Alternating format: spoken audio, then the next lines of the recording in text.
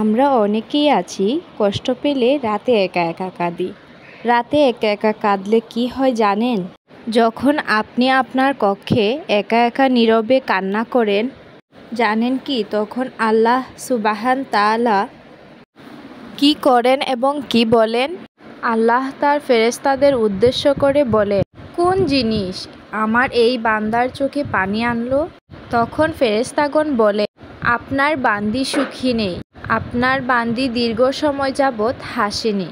এই বলে ফেরেশতাগণ বান্দির জন্য কান্না করতে থাকেন এবং আল্লাহকে বলে, হে আমার রব, আপনি জানেন আপনার এই বান্দির হৃদয়ে কি রয়েছে, অতএব আপনি তার জন্য সব কিছু সহজ করে দিন। আল্লাহ বলেন, আমার এই বান্দি তার জীবন থেকে এমন কিছু হারিয়ে ফেলেছে যা সে অধিক ভালোবেসে ফেলেছিল।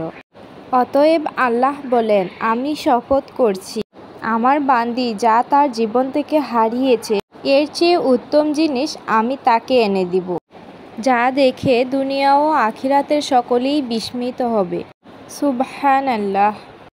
আমার এই ভিডিওটি যদি সবার কাছে ভালো লেগে থাকে তাহলে সবাই লাইক, কমেন্ট এবং শেয়ার করবেন।